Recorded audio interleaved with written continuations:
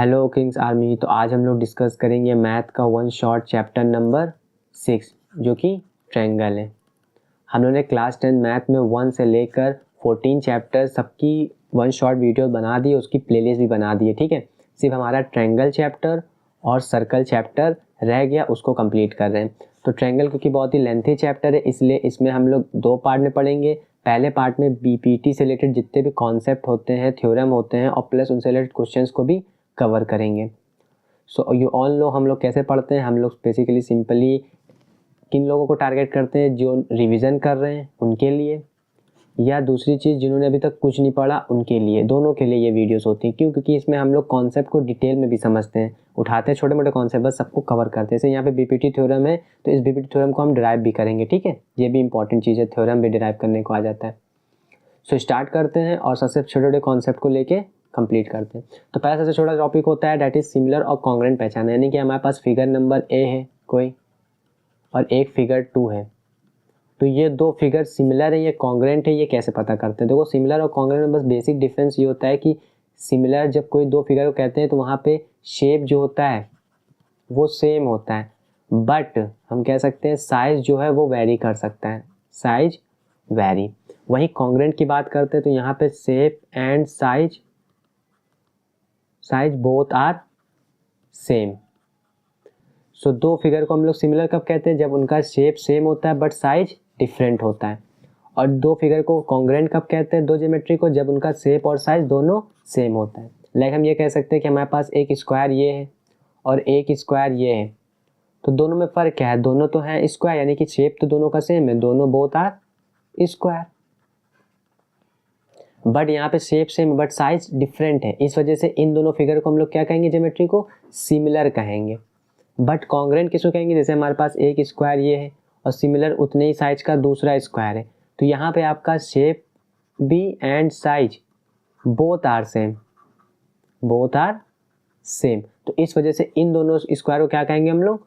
Congruent कहेंगे। Congruent मतलब हूबहू है, मतलब इसके ऊपर इसको रखोगे तो पूरा कॉइंसाइड हो जाएगा। तो सिमिलर और कॉन्ग्रेंट में बस बेसिक डिफरेंस यही होता है, यहाँ पे शेप सेम होता है, यहाँ शेप और साइज दोनों सेम होते हैं। अब चलो क्वेश्चन करते हैं तो क्लियर हो जाएगा। जैसे हमसे यहाँ क्वेश्चन कह रहा है कि ऑल सर्कल्स आर कॉन्ग्रेंट की सिमिलर। तो सिंपल से बात है, सिर्फ सारे सर्कल बोल रहा है, तो सर्कल छोटे भी हो सकते हैं, बड़े भी हो सकते हैं, बट ये है कि ये सब सिमिलर शेप होता है, तो इस वजह से ये सब क्या होते हैं? ऑल सर्कल सिमिलर होते हैं। अगर यही क्वेश्चन मान ले ये, तो यहाँ तो आंसर आपका सिमिलर मिलेगा। क्यों? क्योंकि ऑल सर्कल अगर क्या होंगे? सिमिलर होंगे, क्योंकि इनका रेडियस तो अलग अलग हो सकता है ना, बट ज्योमेट्री सबकी सर्कल ही है, इस वजह से ये सब सिमिलर है। बट अगर इसी क्वेश्चन में हम इसको थोड़ा मॉडिफाई करते हैं और कहते हैं if radii of all circle, if radii of all circle and if radii of all circle then circles are, तो सर्कल्स क्या होंगे? तो अब इस केस में इन्होंने क्या कह दिया? जितने भी सर्कल है उनका रेडियाई सेम है। तो अब जब सर्कल का रेडियाई सेम है वही चेंज करता है फिगर को। तो अगर सर्कल का सबका रेडियाई सेम है तो उस केस में तो ये तो शेप तो इनका सेम ही है सर्कल, प्लस इनका साइज भी सेम होगा, क्योंकि अगर रेडियाई सेम होगा तो आर आर आर आर, तो उस केस में इनका साइज भी सेम होगा। तब हम इन सर्कल्स को क्या कहते हैं? कॉन्ग्रेंट कहते हैं। बट यहाँ पे ऐसी कोई कंडीशन नहीं दे रखी, इसी से कह रहा है सर्कल्स क्या होंगे? तो सर्कल्स तो सब सिमिलर होंगे, कॉन्ग्रेंट होने के लिए उनका रेडियस भी सेम होना पड़ेगा। इसलिए सेकंड क्या कह रहा है? स्क्वायर्स में, तो ऑल स्क्वायर्स ये भी सिमिलर होंगे।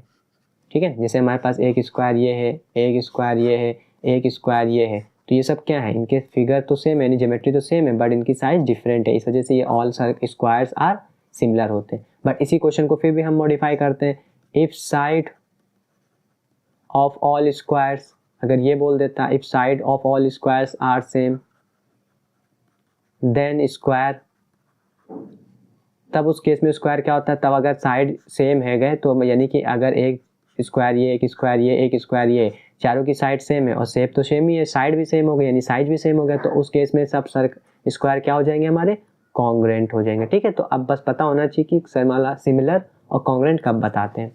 नाउ लास्ट क्वेश्चन करते हैं, कह रहा है ऑल ट्रायंगल्स आर सिमिलर। अब इसमें कौन से आइसोसेलेस ट्रायंगल होंगे कि इक्विलैटरल ट्रायंगल होगा? तो देखो, आइसोसेलेस की प्रॉपर्टी और इस आपकी प्रॉपर्टीज पहले पता करना है। आइसोसेलेस और इक्विलैटरल में डिफरेंस क्या है? तो आइसोसेलेस में क्या होता है आपका? कोई 2 साइड्स सेम होती है ना, कोई 2 साइड सेम होती है। अब 2 साइड सेम होती है तो ये एंगल भी सेम माना जाएगा। सिमिलरली इक्विलैटरल में क्या होता है? इक्विलैटरल में आपके तीनों एंगल्स ठीक है, तीनों एंगल्स सेम होते हैं, ठीक है। और हम ये भी कह सकते हैं तीनों एंगल 60 डिग्री के होते हैं। तो फ़र्क यहाँ पे क्या है, यहाँ पे कह रहा है सिमिलरिटी चाहिए, सिमिलरिटी चाहिए कि सारे आइसोसेलेस ट्रायंगल सिमिलर होते हैं या सारे इक्विलेटरल ट्रायंगल सिमिलर होते हैं। तो आइसोसेलेस में देखो कोई सिमिलरिटी नहीं होती, इन द सेंस हम कह सकते हैं ये 2 मीटर ले लेते हैं, 4 मीटर, ये 30 डिग्री ले लेते हैं। तो हम इससे रिलेटेड एक और आइसोसेलेस ट्रायंगल भी तो बना सकते हैं, जिसमें हम इसको 5 ले लें, इसको 6 ले लें, और ये इसको 5, इसको 3, 2 ले लिया, 2 ले लिया, और ये 30 ले लिया। ऐसे ये 5 ले लिया, ये 5 ले लिया, ये हमने क्या ले लिया, ये हमने ले लिया मान लेते हैं 60 डिग्री। तो इस केस में आपका शेप, ना ही शेप सेम होगा, शेप भी तो सेम नहीं होगा, क्योंकि शेप के लिए क्या होना चाहिए, दोनों एक जैसी सिमेट्री होनी चाहिए। तो ये देखो ये 5 है, ये 5 है, ये 6, यानी कि इसका साइज तो सेम होगा नहीं, प्लस इनके शेप भी सेम नहीं होंगे, दोनों अलग अलग फिगर से आएंगे।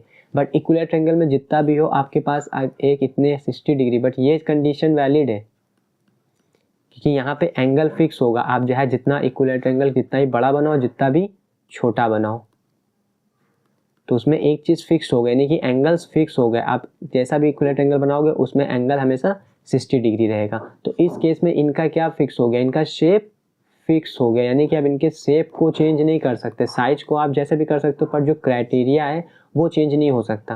तो इस वजह से हम यहाँ पे क्या कह सकते हैं कि all equilateral triangles are similar. So I think तुम्हें कुछ आता हो या ना आता, तुम्हें बस ये पता होना चाहिए कि सिमिलैरिटी में क्या फ़र्क है और एक कॉन्ग्रेंट में क्या है। कॉन्ग्रेंट का मतलब है हूबहू होना चाहिए, यानी कि सेम टू सेम, डिट्टो। तो उस केस में शेप एंड साइज दोनों, ठीक है। और सिमिलर में क्या कंडीशन है, सिमिलर में ये कंडीशन है कि आपका एक एंगल, कम से कम एंगल क्या होना चाहिए, फिक्स होना चाहिए, दो फिगर के एंगल सेम होने चाहिए, साइज वेरी करता है, ठीक है। जैसे यहाँ पे आइसोसेलेस ट्रायंगल को हम सिमिलर नहीं बोल सकते, क्योंकि आइसोसेलेस ट्रायंगल में ना ही एंगल मैच कर सकते हैं, ना ही आपके साइड्स मैच कर सकते हैं, बट स्टिल ये दोनों क्या होंगे आपके आइसोसेलेस ट्रायंगल। मान लो ये 2 और 60 ले लिया, ये 4 30 ले लिया, तो अभी भी तो ये आइसोसेलेस ट्रायंगल, बट इनमें कोई भी मैचिंग आ रही, कुछ भी फर्क, मतलब कोई भी सिमिलरिटी आ रही, नहीं सिमिलरिटी आ रही, इस वजह से। तो आइसोसेलेस ट्रायंगल सिर्फ कॉन्ग्रुएंट हो सकते हैं, सिमिलर नहीं हो सकते, ठीक है। तो सिमिलर कॉन्ग्रुएंट में 1 मार्क्स क्वेश्चन में आ सकता है। नाउ डिस्कस करते हैं, अब यहाँ से चैप्टर हमारा स्टार्ट होता है। चैप्टर क्या है, सबसे पहला हेडिंग क्या है, 2 triangles are similar if their corresponding angles are equal and the corresponding sides in the same ratio. अब ये क्या करें, यहाँ पे देखो एंड वर्ड यूज हो रहा है, एंड का मतलब ये और ये दोनों होने चाहिए, और होता तो हम कहते ये हो या ये हो, बट एंड बोला नहीं, दोनों कंडीशन फुलफिल्ड होनी चाहिए। तो what does it means, it means simply हम कह सकते हैं कि हमारे पास अगर एक ट्रायंगल ये है ABC, इसको हम लोग ट्रायंगल ABC बोल सकते हैं। सिमिलरली एक ट्रायंगल हम ले लेते हैं PQR, इस ट्रायंगल को हम लोग बोल देते हैं PQR। तो पहला कंडीशन क्या कह रहा है, इसको देखते हैं। सो पहला कंडीशन कह रहा है कि उनके करस्पॉन्डिंग एंगल्स इक्वल है। अब देखो तुमने ABC लिया है, ABC लिया है, तो इसका मतलब यहाँ पहला A है और यहाँ पहला P है। तो पहली कंडीशन क्या कहेगा कि A और एंगल P बराबर होना चाहिए। सिमिलरली सेकंड पे क्या है, B, और यहाँ पे सेकंड क्या है, Q। तो इट मीन्स एंगल B और एंगल Q बराबर होना चाहिए। और लास्ट में क्या है, C, और यहाँ लास्ट में क्या है, R। तो यानी कि एंगल C और एंगल R बराबर होना चाहिए। तो अगर पहली कंडीशन की करस्पॉन्डिंग एंगल्स इक्वल होने चाहिए। दूसरी कंडीशन क्या है, करस्पॉन्डिंग साइड्स का रेशियो इक्वल होना चाहिए, ठीक है। इसका मतलब क्या है कि यहाँ पे पहले अगर हम AB को उठाएं, जरा देखना,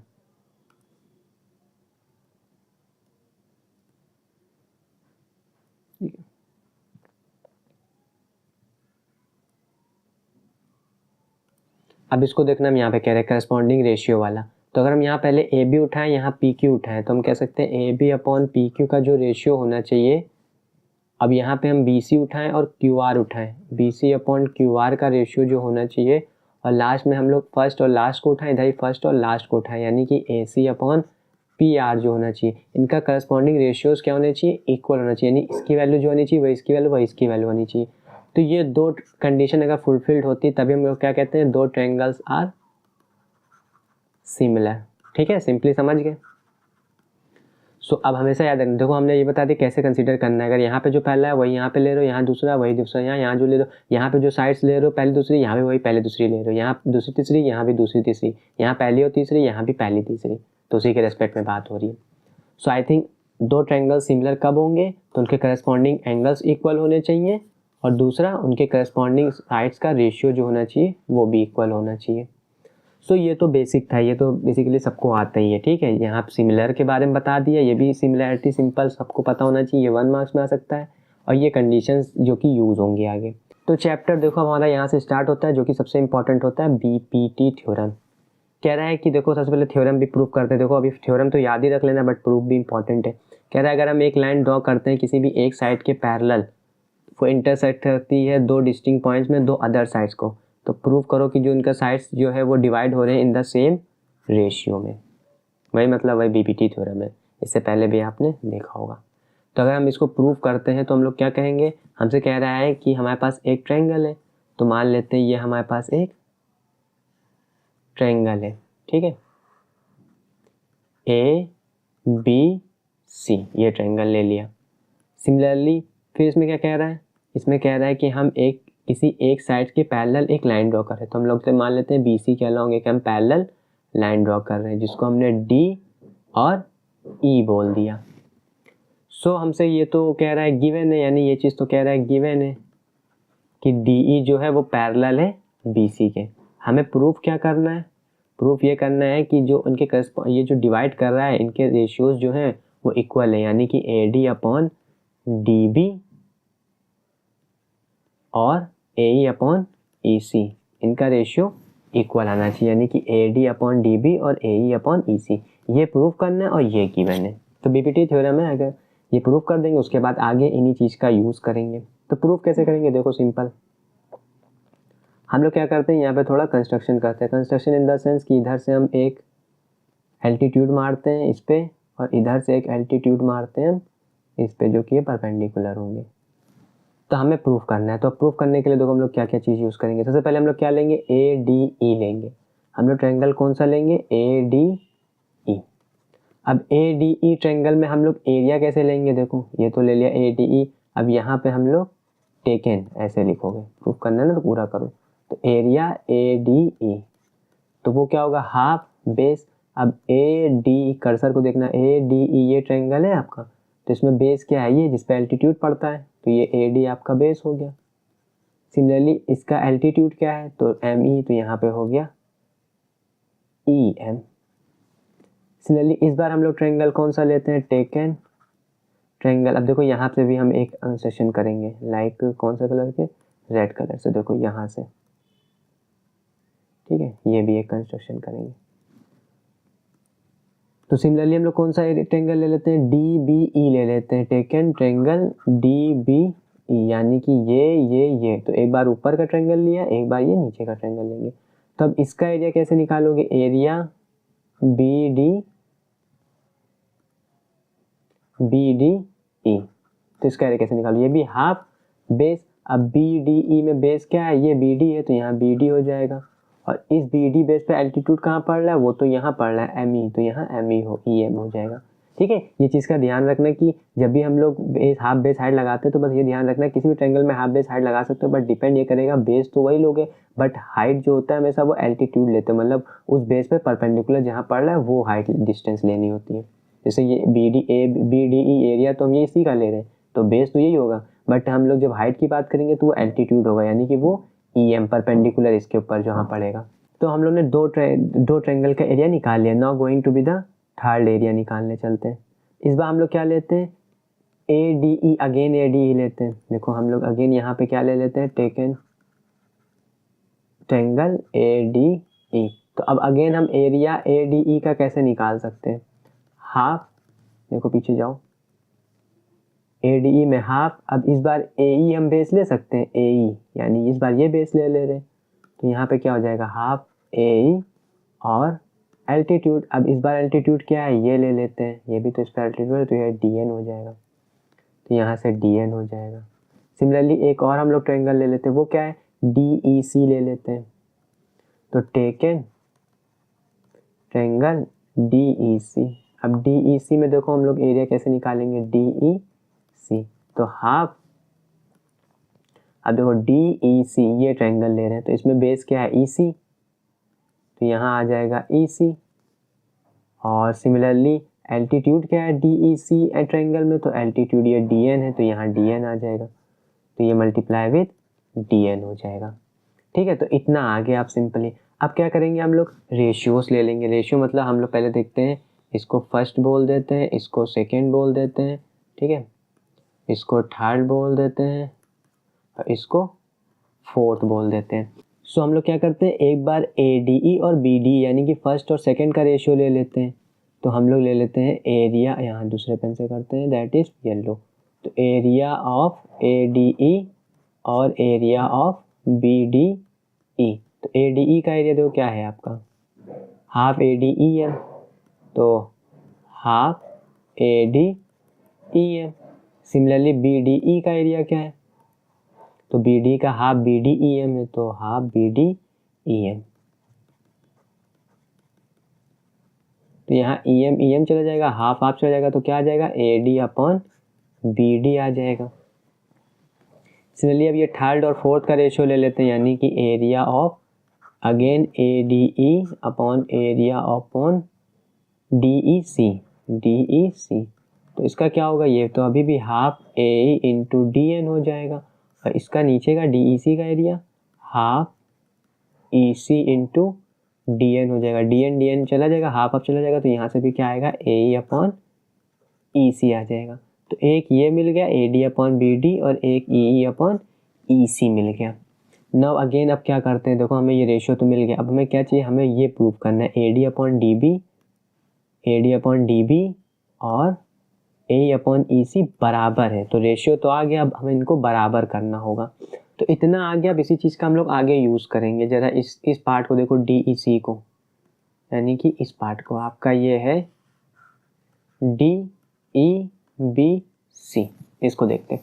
तो यहाँ पे देखो हमारे पास, अगर हम इसको ऐसे ड्रॉ किए हैं और इसको ऐसे ड्रॉ किए हैं, तो अगर हम एक बार ये ट्रायंगल लेते हैं DEC, तो इसमें जो DE ये आ रहा है, सिमिलरली हम अगर ये DECB ये लेते हैं, यानी कि एक बार DBE लेते हैं, तो ये DE सेम ऐसा आ रहा है, इसलिए DEC में भी DE सेम बेस है, यानी कि दोनों में DE क्या है, दोनों ट्रायंगल में DE क्या है, सेम बेस।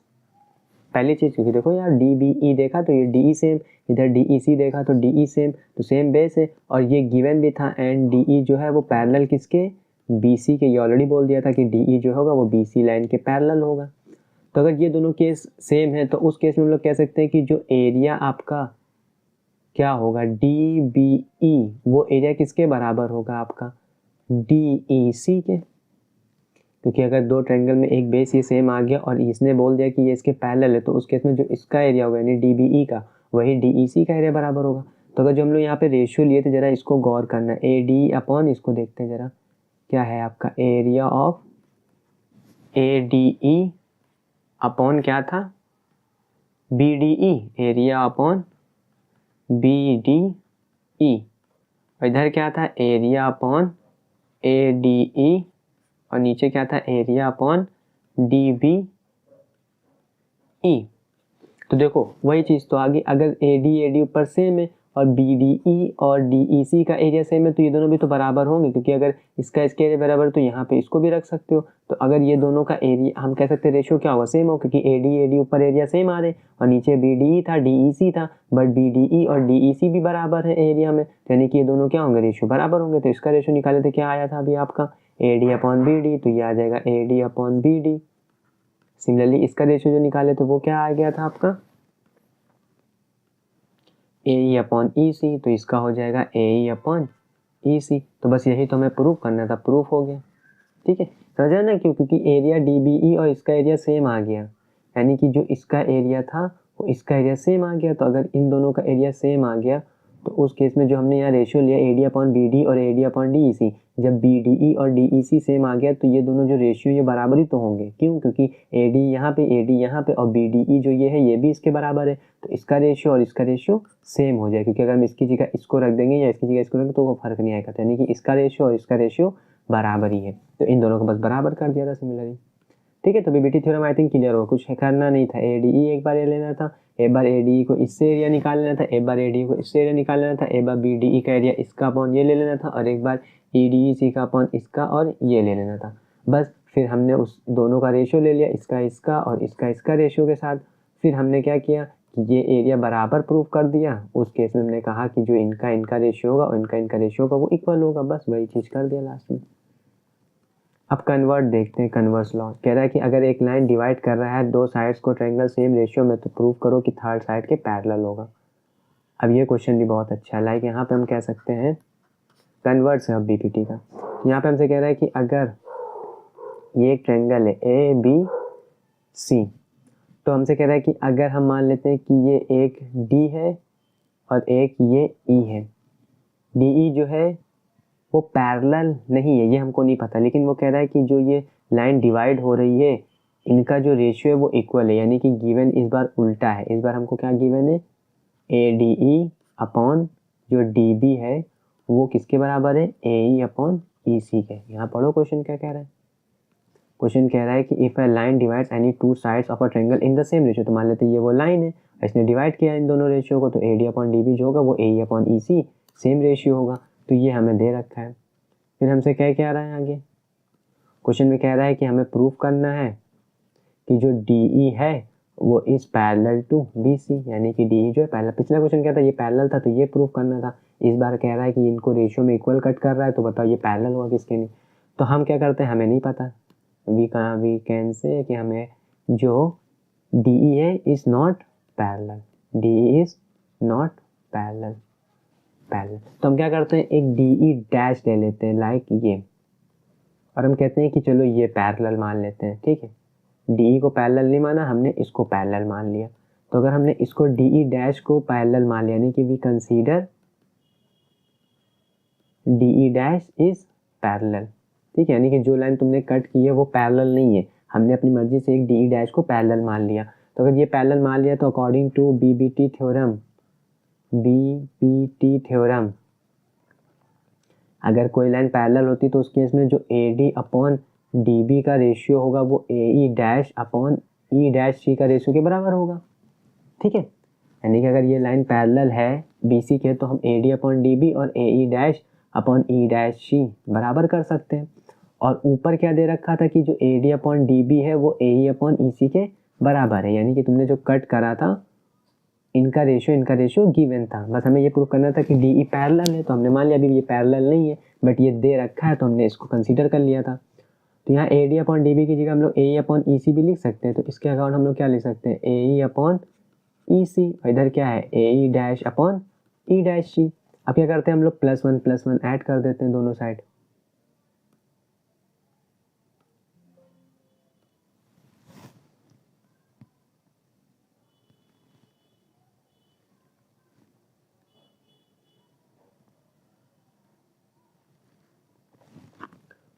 तो हम लोग इसमें क्या करते हैं प्लस वन ऐड कर देते हैं। जब जिसमें आप प्लस वन ऐड करोगे तो मान लेते हैं एडिंग, आगे करते हैं इधर साइड एडिंग प्लस वन, तो प्लस वन ऐड करोगे तो क्या था ए ई अपॉन ई सी, इधर क्या था A E dash upon E dash C. तो प्लस वन ऐड करोगे तो अगर एलसीएम लोगे तो ए ई प्लस ई सी हो जाएगा, नीचे ई सी आ जाएगा। इसलिए इधर क्या हो जाएगा A E dash plus E dash C हो जाएगा, नीचे ई डैश सी हो जाएगा, समझ ना ई डैश, इसको इधर भेजोगे तो ए ई प्लस ई डैश ऊपर आ जाएगा, ए सी प्लस ए ई डैश में नीचे आ जाएगा। अब ए ई प्लस ई सी क्या कंसिडर कर सकते हो, ए ई प्लस ई सी को हम लोग पूरा ए सी बोल सकते हैं, तो ये ऊपर ए सी अपॉन ई सी हो जाएगा। सिमिलरली ए ई डैश प्लस ई सी डैश को भी हम लोग क्या ले सकते हैं, ये ए ई डैश को यहाँ पे ए ई डैश को प्लस ई डैश सी को भी हम लोग क्या ले सकते हैं, पूरा ए सी लिख सकते हैं।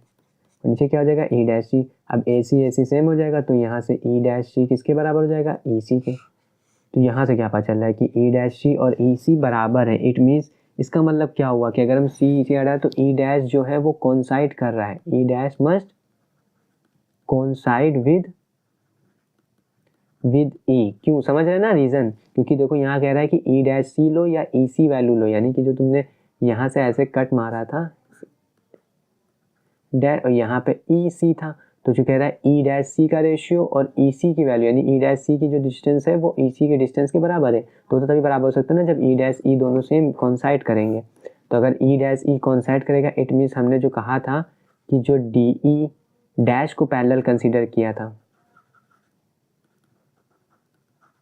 सो नाउ अब ये क्या बन जाएगा आपका, डी ई इज पैरेलल, और हमें यही प्रूफ करना था कि जो डी ई है वो पैरेलल है। सो आई थिंक क्वेश्चन मैंने एक्सप्लेन कर दिया, ठीक है। हमें ये दे रखा था डी ये प्रूव करना था। तो हमने मान लिया कि अब ये पैरेलल नहीं, अपनी मर्जी से डी डैश पैरेलल ले लिया, और जब डी डैश पैरेलल लिया तो बीपीटी थ्योरम लगा दिया इस पे, और ये हमें ऑलरेडी दे रखा था इसके बराबर है, तो दोनों बराबर करके +1 ऐड कर दिया।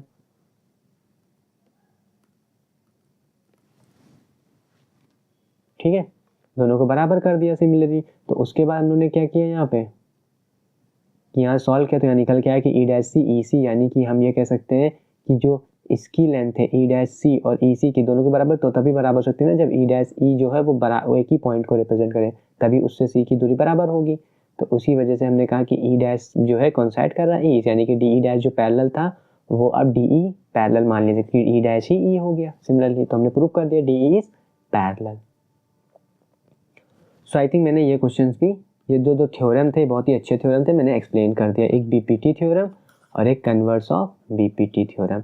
तो अब तुम्हें इन क्वेश्चन से ध्यान क्या रखना है, तुम्हें बस एक ये चीज़ ध्यान रखना है बीपीटी थ्योरम से कि अगर हमारे पास कोई भी एक ट्रायंगल है और ये एक पैरेलल है इसके, तो उस केस में इनका रेशियो यानी AD अपॉन DB का रेशियो वो EE और EC का रेशियो के बराबर होगा। तो ये हमेशा याद रखना, ठीक है, आगे क्वेश्चंस में काम आएगा कि कोई भी लाइन अगर पैरेलल है जिस साइड से, तो उनके करस्पॉन्डिंग साइड्स का रेशियो जो है वो इक्वल होता है।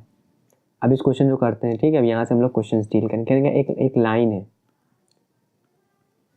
कह रहा है इफ अ लाइन, ठीक है, इफ अ, सुना, अब इस क्वेश्चन करते, कह रहा है एक लाइन है जो इंटरसेक्ट कर रहा है AB और AC पे, हमें दिख रहा है AB पे ये इंटरसेक्ट कर रहा है और AC पे ये इंटरसेक्ट कर रहा है।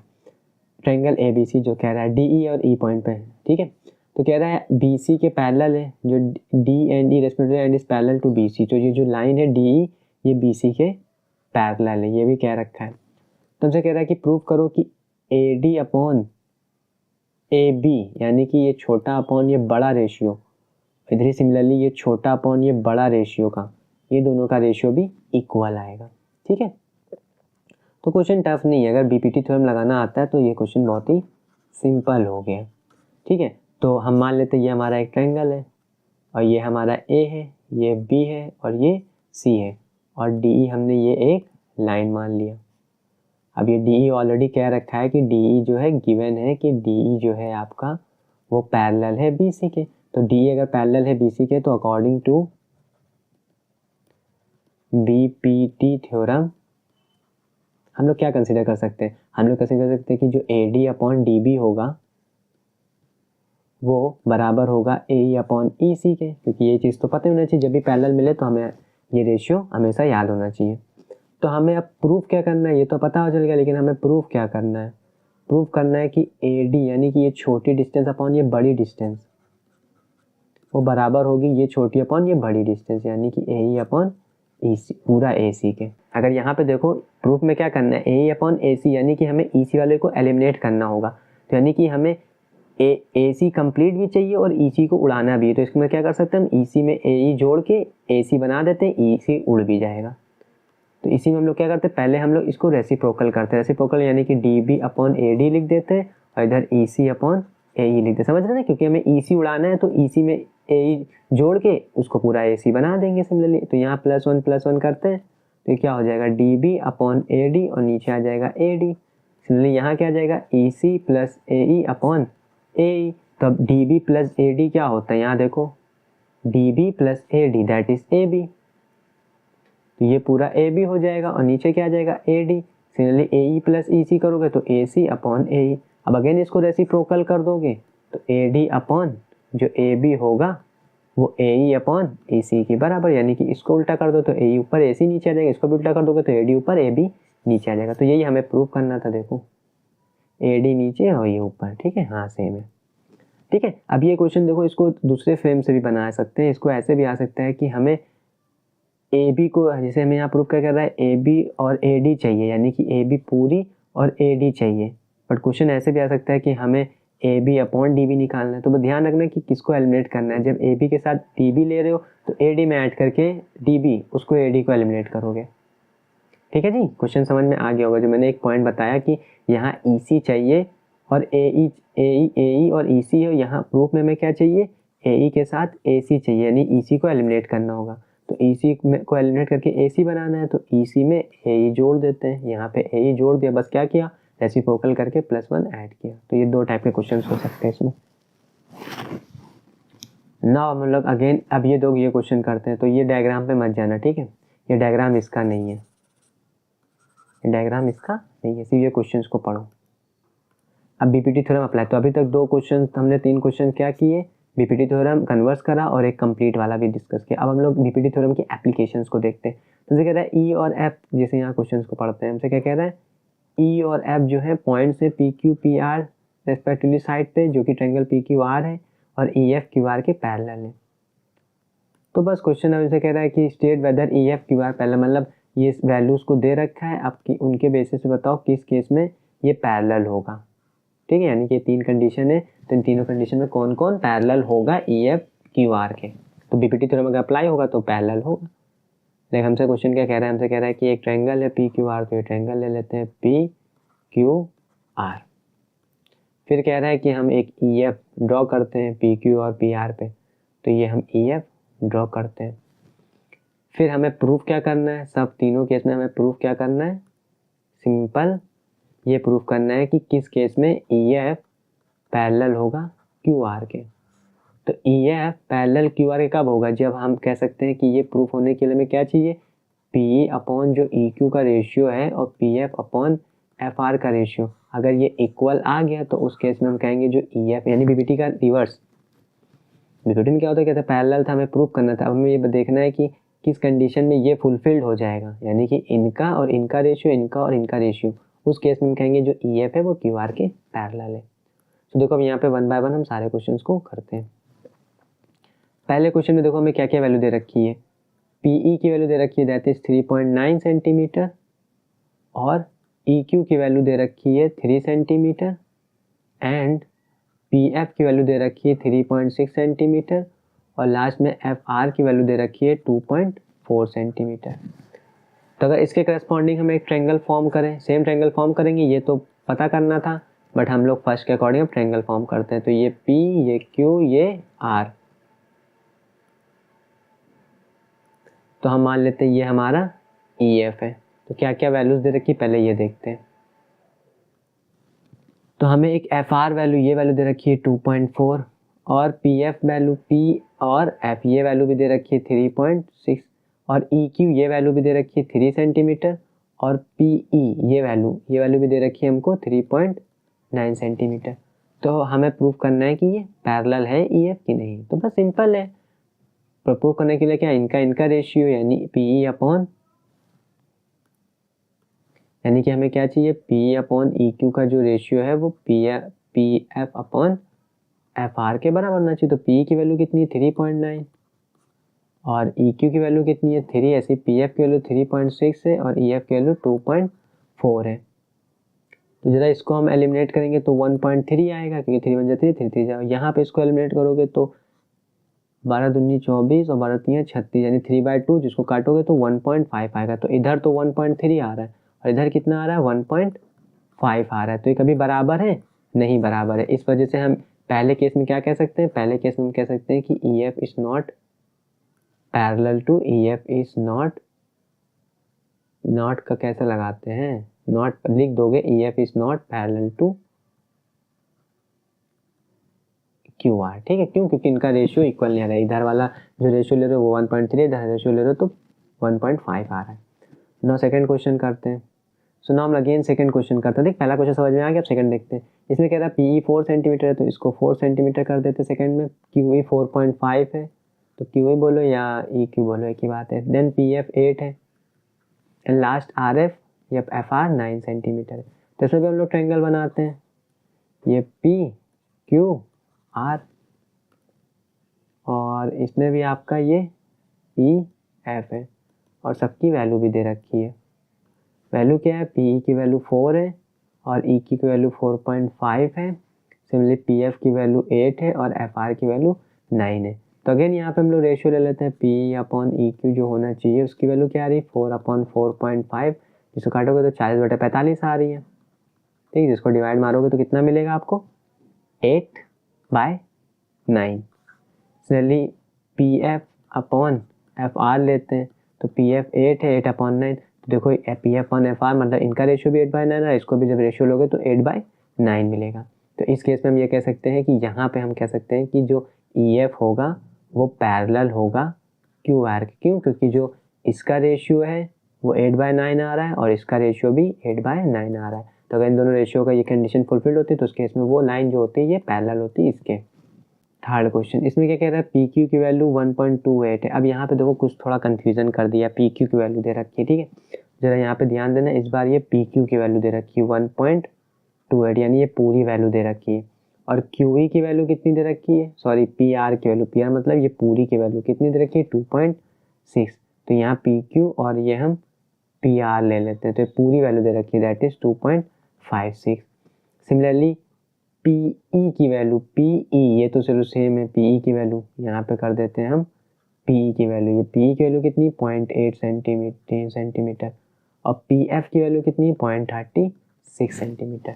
यानी कि ये कह रहा है कि जो ये पी ई की वैल्यू है, यानी कि इससे बनाते तो पता चलेगा, पी ई की वैल्यू तो 0.18 है और पी एफ की वैल्यू 0.36 है, बट पूरी पी क्यू की वैल्यू कितनी है 1.28 और पूरी पी आर की वैल्यू है आपकी 2.56।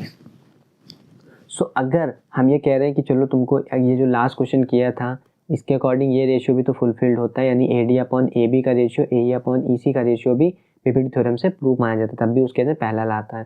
यानी कि this upon this, this upon this, यानी छोटा अपॉन ये बड़ा, ये छोटा अपॉन ये बड़ा, ये भी अगर रेशियो इक्वल आता है तो उस केस में भी हम ये कहते हैं ई एफ पैरेलल है। यानी कि हम ये भी तो एक बार कहते थे कि ये जो पी ई है और जो पूरा पी क्यू है इसका रेशियो और जो ये पी एफ है और ये पूरा पी आर का रेशियो ये भी अगर इक्वल होता है तो उस केस में भी हम कहते हैं कि जो ई एफ है वो पैरेलल है क्यू आर के। ये पहले ही प्रूफ किया है। तो हम लोग क्या करते हैं, ये पी अपॉन पी क्यू का रेशियो लेते हैं, यानी कि पी अपॉन पी क्यू का रेशियो लेते हैं। तो पी कितना है 0.18 और पूरा पी क्यू कितना है 1.28। तो अगर पॉइंट हटाओगे इसको डिवाइड मारोगे तो ये आ जाएगा आपका 9 बार में, 2 9 जा 18 और नीचे करोगे तो 64, तो 9/64 आएगा। चलिए अपॉन पी आर ले लेते हैं, P F upon P R ले लेते हैं। तो पी एफ कितना है आपका 0.36 और पी आर कितना है 2.56। तो इसको भी पॉइंट हटाओगे तो ये कितनी बार में जाएगा, ये भी आपका 9 बार में, 4 9 36 और इसको काटोगे तो 464 या 964। तो इसका रेशियो भी जो ले रहे हो वो 9:64 ले आ रहा है, इसका भी जो रेशियो ले रहे हो 9/64 आ रहा है। तो दोनों का रेशियो सेम है, तो उस केस में हम ये कह सकते हैं, जो तीसरे केस में भी हम कह सकते हैं ई एफ जो है वो पैरेलल है पी क्यू के। तो आपके दो चीज़ में पैरेलल मिल गया, ठीक है। पहले में नहीं मिला था, दूसरे और तीसरे में आपका पैरेलल है, ठीक है। वही जो पिछला क्वेश्चन था उसी के अकॉर्डिंग हमने सिंपल देखा है। तो ओवरऑल हम पूरा समराइज कर देते हैं। तो जब भी आपको बीपीटी से थ्योरम क्वेश्चन मिले, पीपीटी कैसे पहचानोगे कि हमेशा एक ट्रायंगल में ए बी सी होगा और एक डी ई होगा, और वो हमेशा कहेगा जो डी ई है वो पैरेलल है बी सी के। तो अगर ये पैरेलल है तो जो A D upon D B का रेशियो है वो इक्वल होना चाहिए ए ई अपॉन ई सी के। या हम कह सकते हैं जो ए डी अपॉन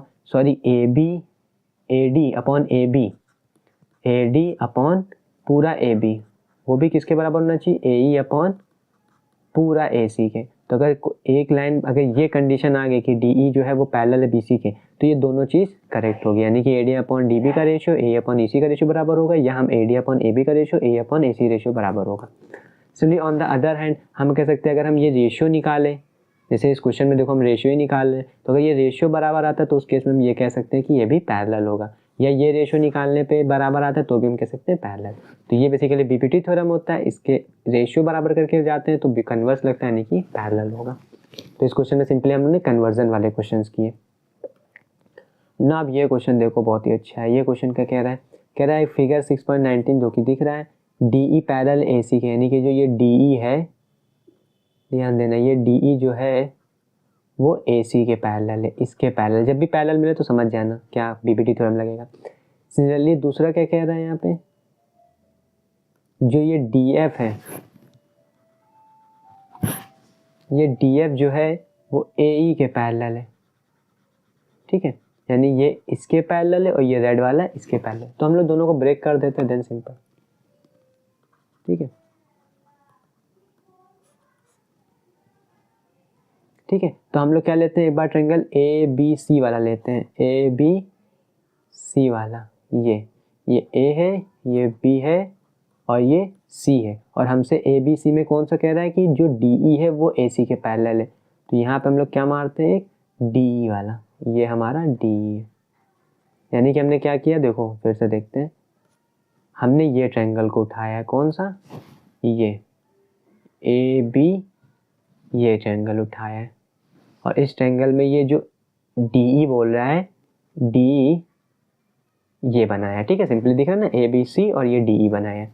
सिमिलरली अब एक दूसरा ट्रायंगल बनाते हैं, उसमें हम लोग कौन सा ट्रायंगल लेते हैं, मान लेते हैं हमने ये ट्रायंगल लिया जो कह रहा है, ये ट्रायंगल, ठीक है, ए बी ई वाला, तो एक ट्रायंगल हम लोग ले लेते हैं ए बी ई वाला, उसमें कह रहा है जो डी एफ है, यानी कि जो डी एफ है ये, इसमें डी ई इसके पैरेलल है और जो डी एफ है वो ए ई के पैरेलल है, तो एक ये ले लेते हैं डी एफ, ठीक है। तो हम लोग ने कौन कौन से दो ट्रायंगल लिए, क्लियर हो गया है। एक बार हम लोग ने ये ए बी सी ट्रायंगल पूरा लिया है, जिसमें कह रहा है कि आपका डी ई पैरेलल है ए सी के, यहाँ पे डी ई पैरेलल है, तो ये डी ई लाइन ए सी के साथ ले लिया। और दूसरे क्वेश्चन में क्या कह रहा है हमसे, दूसरे क्वेश्चन में हमसे कह रहा है कि जो डी एफ है, यानी ये डी एफ जो है वो ए ई के पैरेलल है, तो हमने ये ट्रायंगल ले लिया सिंपली डी एफ के साथ। तो बस अब पैरेलल कंडीशन मिल गई। अब हमसे कह रहा है प्रूव करो कि जो B F upon F E है, यानी B F upon F E है वो बी ई अपॉन ई सी के बराबर है। तो बस सिंपल है, हम जहाँ हमें बस ये मिला, तो यहाँ पे हम अगर ये डी ई ए सी के पैरेलल है तो हम क्या लिख सकते हैं, बी पी टी थ्योरम के B E upon E C जो होगा वो B D upon D A के बराबर होगा, ठीक है। बीपीटी थ्योरम अगर ये डी ई पैरेलल है तो इसका रेशियो यानी B E upon E C का रेशियो और B D upon D A का रेशियो बराबर होगा। इसलिए यहाँ पे भी देखो, अगर हम बीपीटी डी एफ पैरेलल है ए ई के, तो हम यहाँ पे भी क्या लिख सकते हैं, B F upon F E जो है वो किसके बराबर, B D upon D A के, B D upon D A के। अब देखो B D upon D A इधर भी है, B D upon D A इधर भी है, तो अगर इन दोनों का लेफ्ट हैंड सेम है तो राइट हैंड भी सेम होगा, तो उस केस में बोल सकते हैं कि जो बी ई अपॉन ई सी होगा वो पैरेलल होगा B F upon F E के, ठीक है। तो बस देखो हमारा देखो आंसर आ गया सिंपल। यहाँ पे जरा ध्यान से देखो, आप B F upon F E, इधर देखो जरा, B F upon F E किसके बराबर है, बी ई अपॉन ई सी के, बस उसको उल्टा करके लिख दिया मैंने। इसको ऐसे भी तो लिख सकते हो, B F upon F E is equals to B E upon E C. बहुत सिंपल क्वेश्चन था, दोनों में ये सेम थी, तो बस एक बार इस ट्रायंगल को लिया था तो दिस अपॉन दिस था, ये बाय ट्रायंगल को लिया था तो दिस अपॉन दिस, दोनों में ये सेम था तो इधर का भी सेम करना था। बस दोनों का अलग बना लिया, दोनों का ये साइड सेम था तो इस साइड को भी बराबर कर दिया, राइट हैंड सेम तो लेफ्ट हैंड साइड सेम है तो राइट हैंड साइड भी रेशियो सेम होगा, तो बस दोनों बराबर कर, सिंपल है। तो बहुत ही सिंपल क्वेश्चन था। नेक्स्ट क्वेश्चन देखते हैं। देखो तुम्हें बीपीटी थ्योरम बस ये देखना है कि पैरेलल दे रखा है, जिस ट्रायंगल का पैरेलल दे रखा है उसका करस्पॉन्डिंग साइड का रेशियो इक्वल कर देना है। अब इस क्वेश्चन में कह रहा है कि ए बी सी एक ट्रायंगल है, पॉइंट्स ओ पी, ठीक है, तो ओ पी, ये जरा ध्यान दो, पीछे मत जाओ आगे रहो, ये ठीक है, ये आपका O है, ये आपका P है, तो OP में ये A एक पॉइंट, ठीक है, ऐसे ही OQ में भी एक पॉइंट है, जरा इसको दूसरे पेन से करते हैं लाइक दिस, तो ये OQ में एक ये B पॉइंट, ठीक है, तो OP में एक A पॉइंट और OQ में एक B पॉइंट, ये देखना। सिमिलरली तीसरा हम लोग, रेड पेन तो हो गया, now going to take an yellow pen. ऐसे ही OR में भी एक क्या है, ये OR है, तो OR में भी एक C पॉइंट है, यानी कि ये लाइन कंसीडर करो, ठीक है, और रेड में ये लाइन, अरे दादा, ठीक है, रेड में ये लाइन कंसीडर करो और ग्रीन में ये लाइन कंसीडर करो, ठीक है, अपने आप दिखने लगेगा चीजें। तो आगे क्वेश्चन क्या कह रहा है, सब दे रखा है, फिर कह रहा है सच दैट कि ए बी पी क्यू के पैरेलल है, ए बी जो है वो पी क्यू, अब देखो यार कितना सिंपल हो गया, ए बी पी क्यू के पैरेलल है, अगला ए सी पी आर के पैरेलल है, यानी कि जो यहाँ पे ए और सी है ये पी आर के पैरेलल है, तो प्रूव करना है कि जो ये बी सी है वो क्यू आर के पैरेलल। तो अगर हम डायग्राम को अलग अलग ब्रेक कर दो, देखो बीपीटी थ्योरम में ज़्यादा ट्रायंगल हो कंफ्यूज तो अलग अलग कर दो, तो एक बार हम लोग ट्रायंगल क्या ले लेते हैं, सिंपल हम लोग एक बार ट्रायंगल ले लेते हैं ये वाला, ठीक है, ये जो ट्रायंगल है इधर का P, इसको ऊपर वाले को रफ कर दे, ठीक, ताकि डायग्राम समझ में आए। हम लोग क्या करते हैं, ये वाला ट्रायंगल ले लेते हैं, लाइक ये P Q और O, यानी कि P Q O ये ट्रायंगल ले लेते हैं O, और AB को इधर कट मार देते हैं, ठीक है। यानी हमने कौन सा ट्रायंगल लिया, अभी फिर से दिखा देते हैं, ये ट्रायंगल लिया है, ये P Q O और AB को कट मार दिया, ठीक है। तो अब इसमें हम लोग क्या बोल रहे हैं, उसमें ऑलरेडी बोल रखा है जो AB है ये AB PQ के पैरेलल है। तो जब AB PQ के पैरेलल है तो हम लोग क्या लिख सकते हैं, AB PQ के पैरेलल है, तो ये जो OA OB जो है OA upon AP, OA upon AP ये ट्रायंगल का पॉइंट है ना, तो OA अपॉन AP इसका रेशियो अगर इसको थोड़ा रोटेट कर दोगे तो ये कुछ ऐसे बन जाएगा OPQ, और ये आ जाएगा A और ये B, ठीक है। जरा रोटेट करके दिखा देते हैं,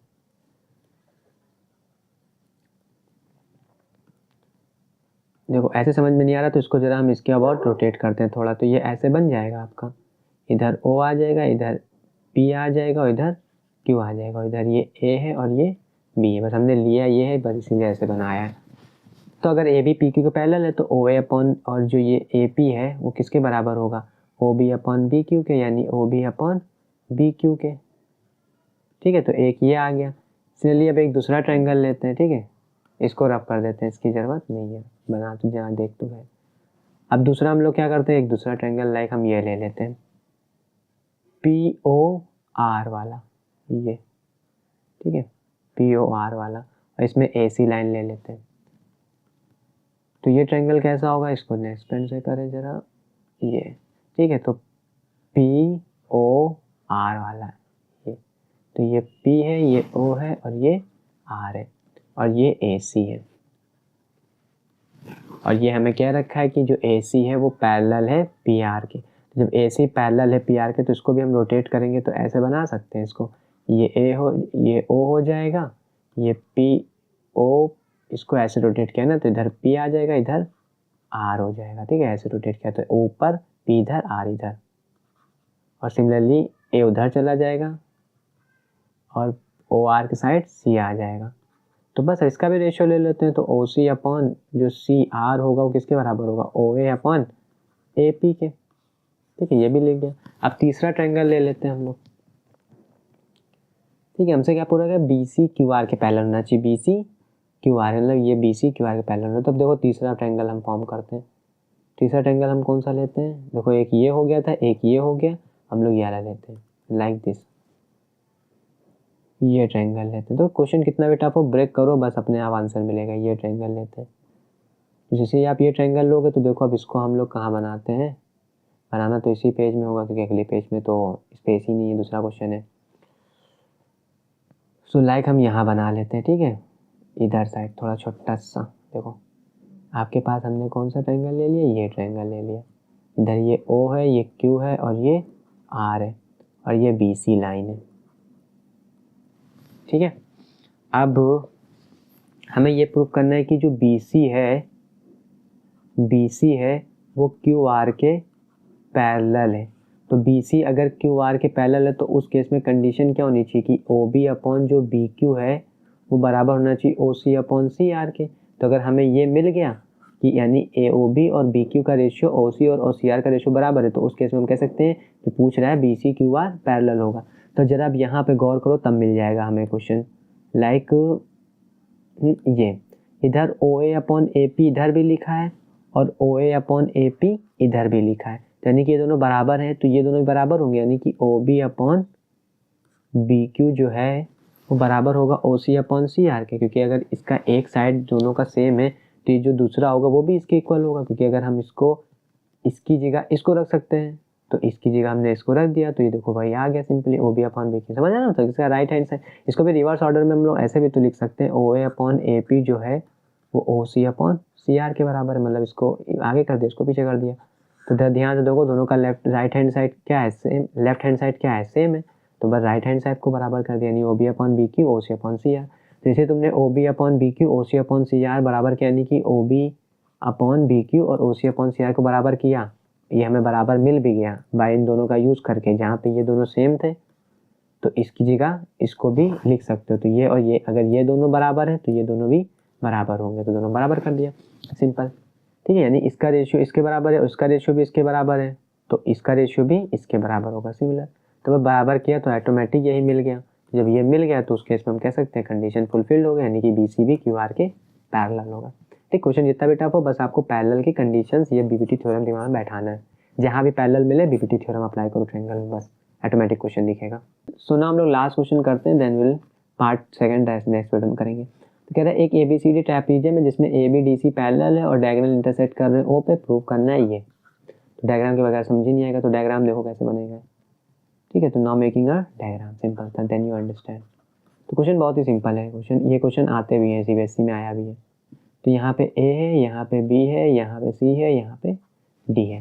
फिर क्या कह रहा है आगे, क्वेश्चन में आगे कह रहा है कि इनके हमने डायगोनल्स ड्रॉ किए, तो ये मान लेते हैं ये एक डायगोनल्स और ये एक डायगोनल्स। ठीक है, ये कहाँ पे मीट कर रहे हैं, O पे, इतना दे रखा है। हम लोग क्या करते हैं, अपनी मर्जी से एक पैरेलल लाइन ड्रॉ कर लेते हैं, जो कि किससे पैरेलल होगी, ये हम मान लेते हैं E और F, अपनी मर्जी से मान लेते हैं। और ये जो EF होगा वो किसके पैरेलल होगा, DC के पैरेलल होगा। ठीक है, EFCD पैरेलल होगा। तो अगर EFCD पैरेलल होगा तो इन दैट केस हम ये कह सकते हैं, हम दो अलग अलग ट्रायंगल ले लेते हैं, देन वी विल सॉल्व करेंगे। देखो एक ट्रायंगल हम लोग क्या ले लेते हैं, ये वाला। ठीक है, ये ट्रायंगल लेते हैं, क्योंकि हमें इन साइड्स का, इनका डायगोनल्स का इंपॉर्टेंस है, इस वजह से डायगोनल्स को इंपॉर्टेंस लेके करना है। तो अगर हमने ये ट्रायंगल ले लिया तो देखो ट्रायंगल हम बना देते हैं अलग से। ये है, ये आपका A हो गया, ये आपका D हो गया, ये आपका C हो गया, और ये आपका क्या है, E और O। अब यू नो ऑलरेडी कि दैट इज कि EO जो है, क्योंकि ये पैरेलल लाइन है DC के, तो EO भी क्या होगी, पैरेलल होगी DC के। जब EO DC के पैरेलल होगा तो उस केस में AE अपॉन ED जो होगा वो A अपॉन OC के बराबर होगा। ठीक है, सिंपल है। अगर ये EO DC पैरेलल है तो AE अपॉन ED जो होगा वो A अपॉन OC के बराबर होगा। अब हम लोग कौन सा ट्रायंगल ले लेते हैं, ABD वाला, ये ट्रायंगल ले लेते हैं। ठीक है, ये ट्रायंगल। तो अगर हम लोग ये ट्रायंगल लेंगे तो देखो क्या होगा, क्योंकि अभी हम लोगों ने ये ट्रायंगल लिया था तो EO DC के भी पैरेलल है, और ये जो है इसके पैरेलल है, तो ये भी इसके पैरेलल। समझ रहे हैं, क्योंकि ऑलरेडी बोल दिया है कि AB जो है वो DC के पैरेलल है, यानी AB DC के पैरेलल और DC के पैरेलल EO है, तो यानी कि EO भी AB के पैरेलल होगा। तो अगली बार हम लोग क्या ले लेते हैं, ये ले लेते हैं ट्रायंगल। ये आपका A है, ये आपका B है, ये आपका D है। इस बार EO ले लेते हैं, क्योंकि EF जो था वो DC के पैरेलल था और DC AB के पैरेलल था, तो EF भी AB के पैरेलल होगा, यानी EO भी आपका AB के पैरेलल होगा। तो EO अगर AB के पैरेलल होगा तो उस केस में हम लोग क्या लिख सकते हैं, OA। ठीक है, ध्यान देना, AE अपॉन देखो ED अपॉन AE, यानी कि हम यहाँ लिख सकते हैं ED अपॉन, यानी कि O देखो ना, इसको रोटेट करोगे तो कैसे बनेगा, ऐसे बनेगा आपका। D ऊपर आ जाएगा, A इधर आ जाएगा, B आपका इधर आ जाएगा। AD के साथ E पॉइंट है और DB के साथ O पॉइंट है, तो बस, तो क्या आएगा, DE अपॉन E है, DE अपॉन E है। और सिमिलरली इधर क्या होगा, DO अपॉन OB, तो DO अपॉन OB आ गया। तो हमें जो चाहिए, देखो हम लोग धीरे धीरे पहुँच गए। इधर भी देखो AE अपॉन ED जो है वो A अपॉन BOC है। ठीक है, और इधर AE है, तो यहाँ पे देखो, ये देखो जरा, बस यहाँ पे रेसिप्रोकल इसको करना पड़ेगा, यानी कि EA को ऊपर लेना पड़ेगा, DE को नीचे लेना पड़ेगा। तो अगर हम इधर रेसिप्रोकल करते हैं तो इधर साइड भी हम लोग रेसिप्रोकल कर देते हैं, तो OB अपॉन OD हो जाएगा। तो बस आ गया, देखो EA अपॉन DE इधर भी है और EA अपॉन DE इधर भी, यानी AE पैरेलल हो, ये बात है कि ठीक है। तो AE अपॉन ED और इधर भी EA अपॉन DE सेम है, तो लेफ्ट हैंड साइड में, यानी कि ये भी इसके रेशियो के बराबर होगा, यानी कि OA अपॉन OC जो होगा वो भी बराबर किसके होगा, OB अपॉन OD के। ठीक है, तो बस यही तो प्रूव करना था। ध्यान से देखो क्वेश्चन को, AO अपॉन BO, अब यहाँ पे AO अपॉन, ये BO को इधर भेज दो और CO को उधर भेज दो, तो हम लोग लिख सकते हैं AO और ये OB जो इधर, इसको नीचे भेज। तो बस हमें यहाँ पे कन्वर्ट करना था। देखो AO इधर है और OB इधर है, तो इसको इधर भेज देते हैं, तो ये नीचे आ जाएगा। सिमिलरली OC को उधर भेज देते हैं, तो यहाँ पे AO अपॉन OB, और हमें क्या चाहिए, AO अपॉन BO, तो OB और BO को इंटरचेंज कर दो, यानी OA BO आगे पीछे कर सकते हो, उससे कोई फर्क नहीं पड़ेगा। इसी OC को भी CO और OD को भी DO कर सकते हो। तो बस यही प्रूव करना था, देखो आ गया सिंपल, ठीक है। ये बहुत इंपॉर्टेंट क्वेश्चन है, ध्यान रखना। तो एक बार हमने ये ट्रायंगल लिया था, उसमें दिस अपॉन दिस लिया था, फिर ये ट्रायंगल लेके इसमें दिस अपॉन दिस और दिस अपॉन दिस कर दिया था, बस दोनों का ये चीज़ एलिमिनेट हो गया था, डायगोनल्स के रेशियो में कन्वर्ट हो गया था क्वेश्चन। सो नाउ हम लोग अब क्या करते हैं, नेक्स्ट पार्ट में इसका सेकंड लेक्चर करेंगे जो कि सिमिलैरिटी बेस्ड होंगे, ठीक है। जहाँ पे हम लोग थोड़ी सिमिलैरिटी से रिलेटेड क्वेश्चंस करेंगे। थ्योरम भी होगा 6.3, 6.4, 6.5 आगे जो थ्योरम है, क्योंकि ये ऑलरेडी बहुत ही लेंथी वीडियो हो गई है, ठीक है। बट बेसिकली हमने सारे टॉपिक और सारे कॉन्सेप्ट को कवर इसमें कर दिया, ठीक है। सिमिलर जो है वो चाहे दोनों थ्योरम भी प्रूव कर दिए। सो देखो अगर थ्योरम आ गया तब तो थ्योरम पता ही होना चाहिए, बट अगर थ्योरम नहीं आया, इससे रिलेटेड कुछ भी प्रूफ करने को आया या कोई न्यूमेरिकल्स आया, तो उसके अंदर बस तुम्हें यही ध्यान रखना है कि कोई भी ट्रायंगल में अगर जैसे हमें BC, अगर हमने इसको APQR बोल दिया और अगर बोल दिया इसने PCQ पैरेलल है QR के, तो सबसे पहले आपको क्या करना है कि AB अपॉन BQ और AC अपॉन CR पैरेलल है, और सिमिलरली AB अपॉन पूरा AQ और AC अपॉन पूरा AR। अगर ये बोल रखा है तो तुरंत दिमाग में ये आना चाहिए, और अगर ये प्रूफ हो गए तो उसके बेसिस में कह सकते हैं पैरेलल है, ठीक है। इससे पहले जितने भी क्वेश्चन के सब इसी में करा है। बस आपको क्या करना है, अगर एक से ज़्यादा मिक्सर ट्रायंगल है तो बस जिस ट्रायंगल में ऐसा ऐसा है उन सबको अलग अलग कर लो। जैसे मैंने देखो यहाँ पे इस क्वेश्चन में देखो मैंने, क्योंकि हमें डायगोनल्स लेने थे दोनों के, तो ए बाई ये ट्रायंगल लेके ये साइड सेम कर दिया, इनका रेशियो बना दिया, और ए बाई ये लेके फिर अगेन ये साइड सेम करके इनका रेशियो बना दिया, बस प्रूफ हो गया। इस क्वेश्चन में देखो हमने क्या किया, तीनों को अलग कर दिया, एक बार ये ट्रायंगल ले लिया, एक बार ये ट्रायंगल, एक बार ये ट्रायंगल ले लिया, इन दोनों इसको लिया तो इसका इसका, और इसको लिया तो इसका इसका, तो ये दोनों में सेम पड़ गई, तो उस केस में ये और ये भी बराबर हो गए। तो ये जब ये बराबर हो गए तो ये क्या हो गई, पैरेलल हो गई इसकी, ठीक है। सो इस में इतना ही रखते हैं। नेक्स्ट वीडियो में हम लोग इसी सब्जेक्ट का मतलब इसी चैप्टर का नेक्स्ट पार्ट हम लोग नेक्स्ट वीडियो में करेंगे। तो if you have any query regarding this video, do comment section, I will make another video of this सब topic and share this video with all your friends so that they can also get benefit from this video. So thank you for watching this.